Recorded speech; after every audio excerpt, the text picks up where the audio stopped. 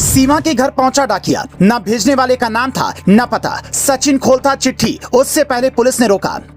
उधर मेवात में मचा बवाल, इधर सीमा के नाम पर आया संदेश। चिट्ठी में ऐसा क्या था जिसे पढ़कर पुलिस भी हिल गई। सचिन की आंखों से भी बहने लगे आंसू। योगी का शहर छोड़ अब सीधा मोदी के शहर में जाएगी पाकिस्तानी सीमा।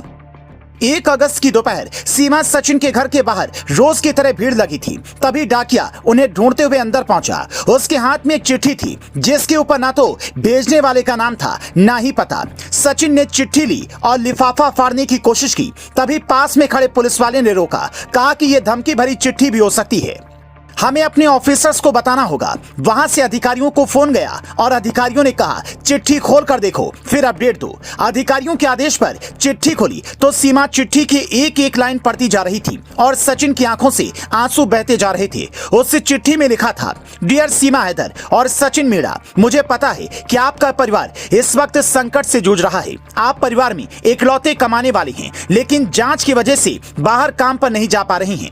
हमने आपके पिता नेत्रपाल का इंटरव्यू देखा, आपको नौकरी देने का हमने फैसला किया है। आप दोनों किसी भी वक्त गुजरात पहुंचकर हमारी कंपनी में नौकरी ज्वाइन कर सकते हैं। आपकी तनख्वाह 50-50 हजार रुपए महीना होगी।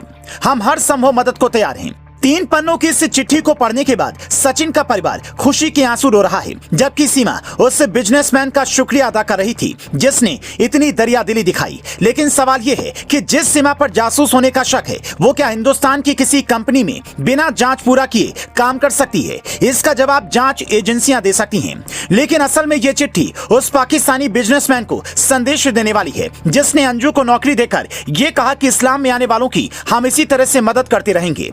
इधर सीमा खुश है, वो खुद मीडिया को बता रही है, जबकि अंजू खुश है, ये पाकिस्तान को चिल्ला चिल्ला कर कहना पड़ रहा है। हालांकि ये पहली बार नहीं है जब सीमा को इस तरह का ऑफर मिला है, बल्कि इससे पहले फिल्म प्रोड्यूसर अमित जानी ने सीमा को फिल्म में हीरोइन बनने का ऑफर दिया था।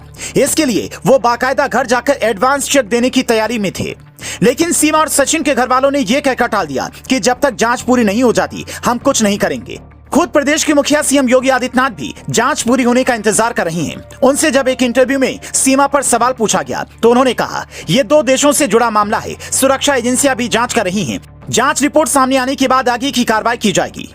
जांच में अगर सीमा को क्लीन चिट मिल जाती है तो फिर योगी का शहर छोड़कर पीएम मोदी के शहर में जा सकती है, क्योंकि उनकी पढ़ाई लिखाई के हिसाब से सालाना 6 लाख सैलरी का ऑफर काफी अच्छा है। लेकिन यूपी एटीएस फिलहाल इस सवाल का जवाब तलाशने में जुटी है कि उसने आनन फानन में दस्तावेज क्यों बनवाए। पुलिस को यह बात सबसे ज्यादा हैरान कर रही है कि सीमा हैदर 12 मई को नेपाल की पोखरा से बस में चढ़ी थी और उसकी गिरफ्तारी 4 जुलाई को हुई थी। फिर सीमा हैदर ने पोखरा से भारत तक आने की अपनी टिकट को बतौर प्रूफ 54 दिनों के लंबे समय तक क्यों संभाल कर रखा था? अमूमन सभी अपनी टिकट फेंक देते हैं। पासपोर्ट से लेकर वैक्सीनेशन सर्टिफिकेट तक उसने जल्दबाजी में क्यों बनवाए? उधर जांच एजेंसियां सवालों का जवाब तलाश रही हैं, तो इधर सीमा का फोकस अपने यूट्यूब और इंस्टाग्राम पर है। वो लगातार वीडियो अपलोड कर रही हैं जिसमें तेजी से सब्सक्राइबर बढ़ रहे हैं और आने वाले दिनों में वहां से भी कमाई की उम्मीद है। मतलब सीमा के पास घर बैठे कमाई के कई रास्ते हैं।